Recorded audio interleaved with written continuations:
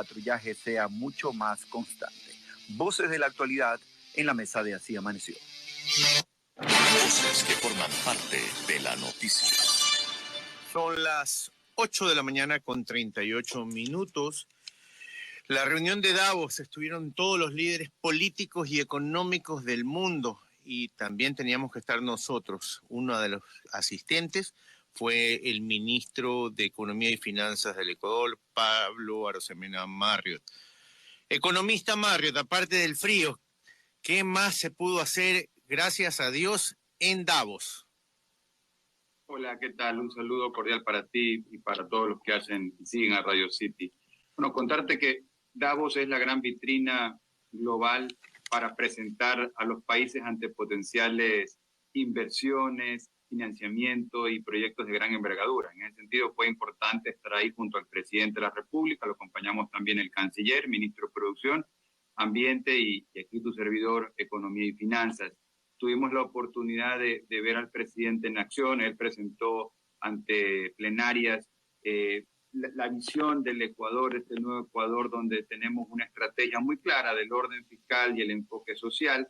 Fíjate que en el año 2023 somos uno de los pocos países que, a pesar de una potencial recesión global, es decir, que los países están desacelerándose, la mayoría de los países en el mundo, Ecuador tiene un crecimiento económico proyectado del 3% y la inflación más baja de toda Latinoamérica, proyecciones del Banco Mundial y el FMI respectivamente. De hecho, eso fue lo que nos dijo la presidenta del Fondo Monetario, Cristalina Georgieva, en la reunión que mantuvimos junto al presidente de la República y mi persona.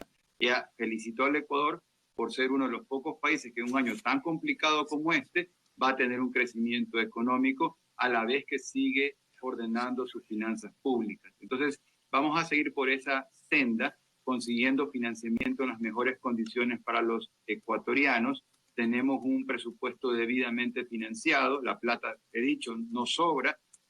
Tenemos déficit fiscal todavía, pero lo hemos venido reduciendo de manera considerable. El déficit fiscal es nada más y nada menos que la diferencia entre los ingresos y los gastos del Estado, que allá por el año 2020 eran 7 puntos del Producto Interno Bruto, más de 7.000 millones de dólares de plata que no había, que faltaba.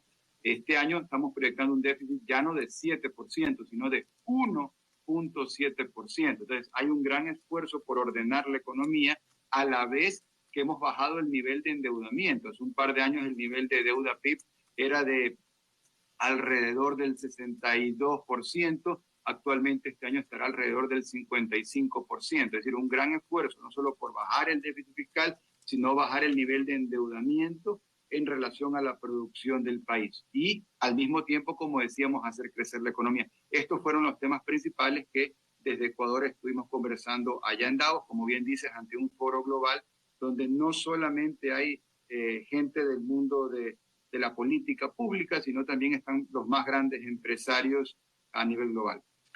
8 de la mañana y 41 minutos.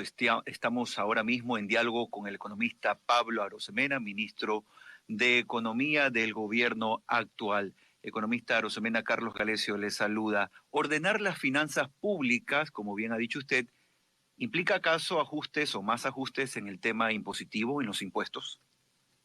Bueno, hace 2-3 semanas el presidente de la República anunció una bajada de impuestos para el 2023 y ya lo habíamos anunciado nosotros antes, que nuestra estrategia fiscal, nuestra estrategia de recaudación es aumentar esa recaudación tributaria sin necesidad de subir impuestos e inclusive bajando.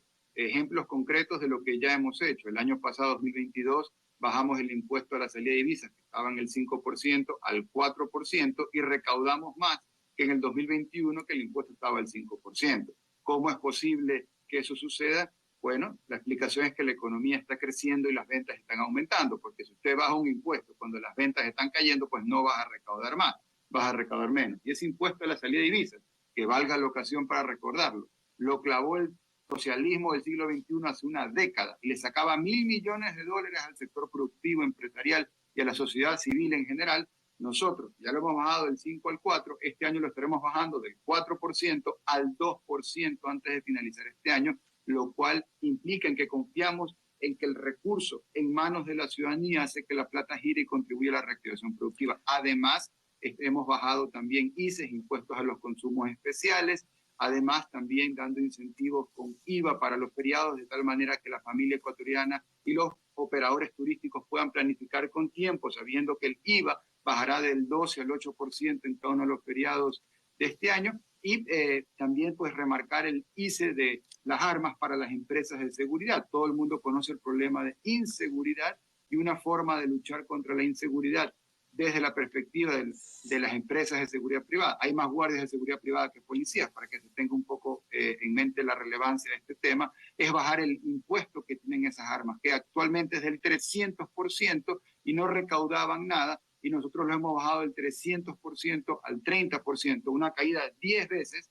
para justamente incentivar que las empresas de seguridad privada puedan renovar sus armamentos y municiones. Entonces, eso es lo que estamos haciendo en el 2023, bajando impuestos para contribuir a la reactivación de la economía nacional. No obstante, ministro, hay críticos del gobierno que dicen que coincidencialmente estas últimas medidas se dieron en el marco de algunas acusaciones hacia el gobierno en materia de corrupción. ¿Qué responde usted a eso? Que lean el plan de gobierno. Si alguien lee el plan de gobierno de Guillermo Lasso, sabe que ahí nosotros escribimos que íbamos a bajar el impuesto de las divisas. Es algo que lo prometimos en la campaña. Toda nuestra propuesta ha sido en base a una economía que tiene una visión muy clara del desarrollo del ecuatoriano en base a su espíritu emprendedor, dejar en libertad el potencial emprendedor de los ecuatorianos, en palabras sencillas, bajar impuestos, y es lo que hemos hecho. Entonces, primero eso, ¿no? Que lean el plan de gobierno, y segundo, ya en la práctica, para poder bajar impuestos, el impuesto a la salida de divisas, el IVA, ICES, lo que hemos hecho, se requieren informes técnicos, no solamente de finanzas, dependiendo del tema, incluyen también al Ministerio de Producción, incluyen al SRI. Son informes técnicos que, yendo rápido, toman semanas y meses. Entonces, toda reforma de bajada de impuestos como la que hemos hecho se la ha venido trabajando desde varios meses atrás. 8:45 a.m, estamos en diálogo con el ministro de Economía, Pablo Arosemena. Economista Arosemena, en una reciente columna, Pablo Lucio Paredes, un analista económico, ha dicho a Diario El Universo que hay una estructura o un modelo de más ingresos, pero ningún esfuerzo en el gasto en relación al gobierno y la administración del gobierno central, y que ciertamente no es el mejor camino. ¿Usted qué puede decir al respecto? Bueno, lo primero, hay que leer la Constitución y la ley. La Constitución obliga al ente rector de las finanzas públicas, al gobierno, a aumentar los gastos todos los años. Pues ya nos olvidamos que la Constitución de Montecristi obliga a aumentar el gasto en educación y salud el 0,5% del PIB todos los años. Eso este año son más de 1.200 millones de dólares. Uno, dos.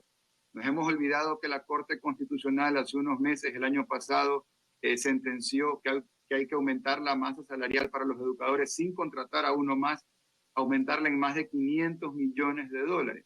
Entonces, esa sería un poco mi reflexión, que la gente no se olvide que la Constitución, la ley y las sentencias de la Corte Constitucional obligan a aumentar el gasto corriente, el gasto público y la masa salarial. Entonces, esa sería una primera reflexión. Y la segunda, que a pesar de eso, nosotros estamos bajando el déficit fiscal, porque la última vez que yo chequeé, tener un déficit fiscal del 7 puntos del Producto Interno Bruto no es saludable, es algo muy peligroso, y nosotros lo hemos bajado, como te decía hace un momento, del 7% al 1,7%, y sin meter un frenazo en la economía.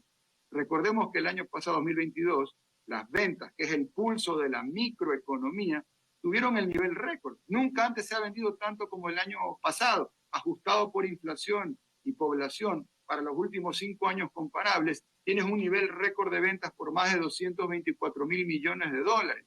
Las ventas reportadas al SRI, la economía se divide en 20 sectores: comercio, turismo, construcción, agricultura, industria, etcétera. ¿Cuántos de los 20 sectores crecieron? 20 de los 20 sectores terminaron creciendo en el año 2022. Entonces, bajar el déficit fiscal de 7 puntos del Producto Interno Bruto al 1,7, bajar el nivel de deuda pública y al mismo tiempo hacer crecer la economía, hacer crecer las ventas, es algo sin duda muy positivo. Pero pareciera, economista Arosemena, que todos esos esfuerzos que usted cita de parte del gobierno no son percibidos por la ciudadanía, porque hay una sensación de una falta de oportunidades laborales que se suma a la primera gran preocupación que tiene el ciudadano de a pie, que es la falta de seguridad en las calles. Al final pareciera que todos esos grandes esfuerzos están en saco roto, economista Arosemena.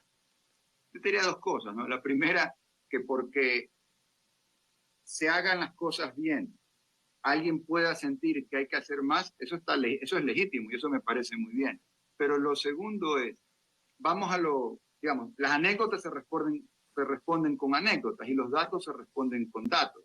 Entonces, yo te puedo compartir un dato. El índice de confianza empresarial es el termómetro más importante que tienen los países para medir la capacidad de generar confianza en el sector empresarial. Lo hace el Banco Central, son encuestas anónimas a pymes y empresas, corporaciones en el Ecuador. ¿Sabes en cómo está el índice de confianza empresarial para el último dato que existe información? En el punto más alto de la historia económica reciente. Ese es el índice de confianza empresarial, que se corrobora con 224.000 millones de dólares en ventas, el punto más alto de ventas de la historia económica del Ecuador, a pesar de todos los problemas. Entonces, yo haría esta reflexión. No es que los problemas no existen, evidentemente existen. ¿Cuándo no han existido? ¿Acaso que antes vivíamos, si cuando éramos felices y no lo sabíamos en el año 2019, ¿sabes cuánto crecieron las ventas en el 2019 con respecto al 2018? 1%. Antes de la pandemia, las ventas crecieron 1% con respecto al año anterior. ¿Cuánto crecieron las ventas en el 2022 con respecto al año 2021? 14%. Entonces, problemas siempre va a haber, pero lo importante es estar mejor y tener un gobierno que tenga la estrategia clara, como nosotros, del orden fiscal, el enfoque social y la reactivación de la microeconomía nacional. Desde la banca pública, este gobierno ha inyectado, desde que Guillermo Lasso es presidente, más de 2.000 millones de dólares a la fecha a la base de la pirámide microproductiva. Me refiero específicamente a la plata que se ha entregado a emprendedores, desde CONAFIPS a cooperativas que llevan emprendedores, desde Banecuador, crédito al 1% de interés anual hasta 30 años plazo, más de 65.000 emprendedores beneficiados, la tasa de morosidad no llega ni al 1%, 0,7%, y por último desde el BEDE, hemos entregado más de 700 millones de dólares a pequeños municipios y prefecturas justamente para obras de infraestructura. Entonces, todo esto es lo que ya estamos haciendo y eso contribuye a generar una economía ordenada y que poco a poco recupera vigor para tener crecimiento. Son las declaraciones del economista Pablo Arosemena, a quien hemos escuchado esta mañana en los micrófonos de Así Amaneció. Muchísimas gracias, economista Arosemena. 8 de la mañana y 50 minutos. Seguimos en la mesa de Así Amaneció. Miles de ecuatorianos están reactivando sus economías gracias al crédito 1x30 de Banecuador. Solicítelo en todas sus agencias a nivel nacional. Banecuador, el lugar de las oportunidades.